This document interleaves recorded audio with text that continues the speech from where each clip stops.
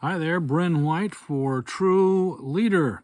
I'm so glad you're a part of this True Leader process that is ongoing and that is spreading across the earth online. I'm so very thankful.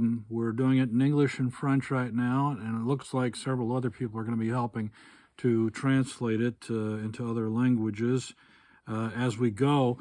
One of the things that is clear is that right now, more than anything else, true leaders are needed. Praying leaders. Not only leaders who can identify the truth and speak the truth, but leaders who are very actively praying that the truth be known, praying that God's will be done. Even in our own lives. Praying leaders are very much needed right now. The first thought that a true leader has is to prayer. We talked about this before. There's no way that you and I are going to have courage and conviction without being praying leaders. It's impossible. It's impossible. And so all of these things go together.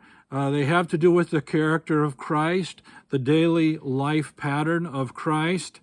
And one of the things that true leaders do constantly is to help to develop other leaders, other praying leaders. So this means that you and I must be praying with other future leaders on a regular basis. It means that we must be having an impact on other potential leaders all the time in terms of courageous thinking and courageous decision-making, prayerful decision-making. We can't really give the guidance of Christ without taking in his pattern fully, without having his character ourselves. And sometimes this doesn't happen properly with leaders in churches in particular. It's even tougher in the world and in organizations in the world and other kinds of establishments. Now, just a couple of things to bounce off you today. You and I are supposed to be the salt and the light of the world, according to Jesus Christ. The zest of the world. And there's potency in all people who have the Spirit of Christ in them. There is power. There is an authoritative speaking of truth that is possible at all times when you and I are holding to the Word of God and proclaiming it exactly the way Jesus and the apostles proclaimed it.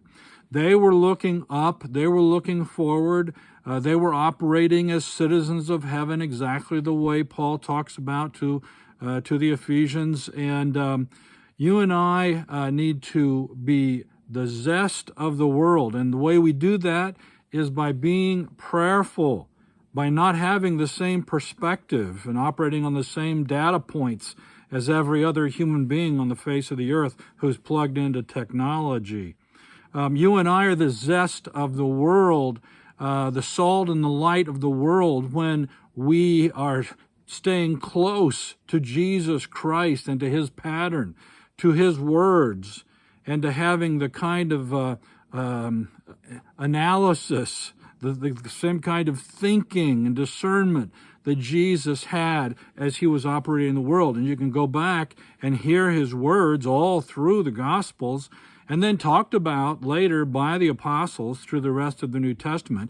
And when you really are paying attention, you can understand exactly what Jesus' emphasis was, and you can know for sure what is true, what is correct in a world that has totally gone wrong, in a world that is filled with confusion and chaos and total nonsense, which is in opposition to the God of order and the God of peace and the God of love.